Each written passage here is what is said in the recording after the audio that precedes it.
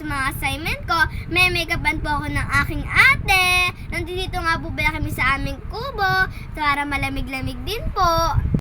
Po namin gagamitin na foundation ay Simply Pretty from Avon.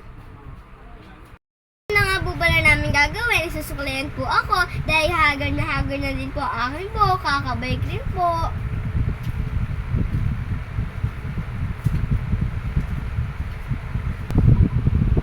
Wala na po kami mag-makeup, pero habang po ako mini-makeup pa ng kapatid ko, maakwento ko lang po sa inyo kaninang umaga. Gumising na po akong maaga po.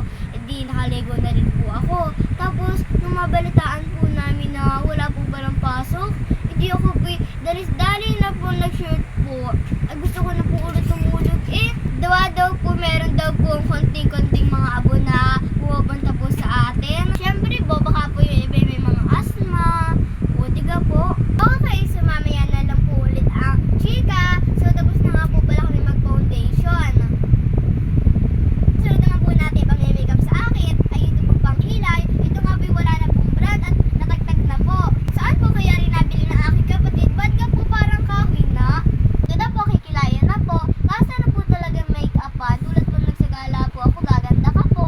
Excited na po ako makakita.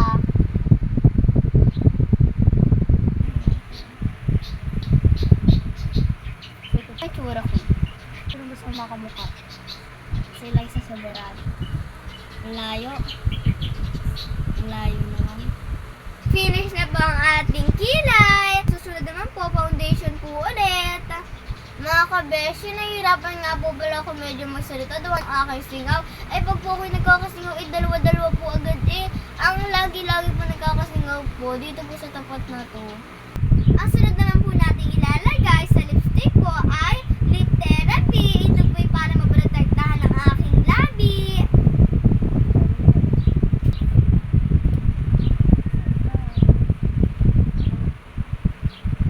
Kaya po itsura mga kabeshi, maganda kaya? Comment down below. Sana may waga mag-reply no buyers.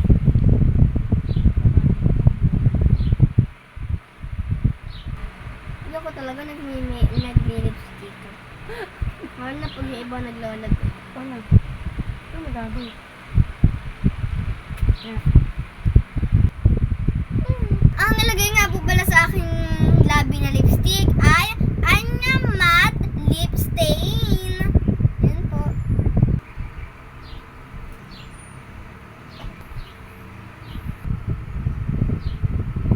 Maganda po ba mga kabeshi? Ang nag-makeup po niya na si aking ate po na si Ate Krisha.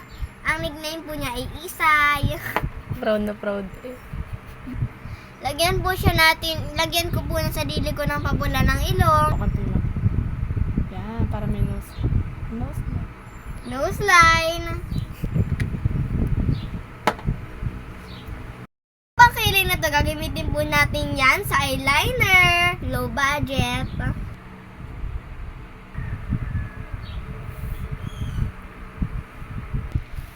Ay, mini-makeupan nga po pala. Kumuntik na po ako makatulog Sa mga gusto pong magba-makeup, DM lang po kayo dito. Hoy! Na po ang finished product. Comment nga po kayo kung maganda po. Ngayon, papupuido na po ako ng aking kapatid para po sa aking hairstyle.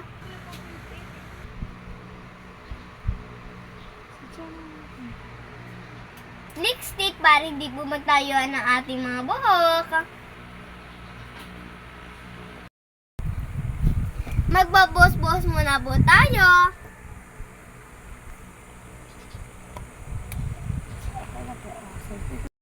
Ngayon po, excited na po ako makita ang aking itsura. Ayoko. Ano?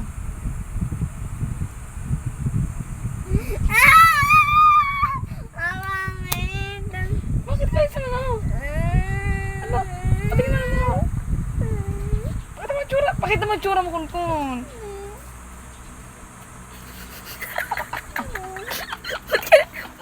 Parang Sasa girl. Ikaw pala ang kapatid ni Sasa girl. Patingin na itsura. Pamukhang Sasa girl. kakaganda. Kamukha kang vlogger. Oo, yun yung sinasabi ko sa'yo kanina ng ano, yung kamukha mong vlogger, si Sasa Girl.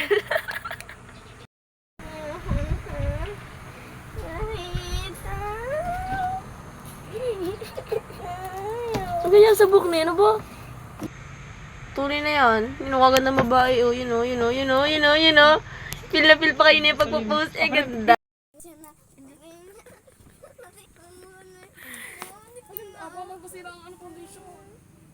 Hindi na ako nagbibideo. Ganda mo ha. Subukan nyo yung i-post yan ha, huwag kayo magko-comment. Subukan nyo, magiging maarte ako sa inyo. Ang gandang babae. Talaga. Subukan nyo mag-comment, huwag kayo magbibidyo.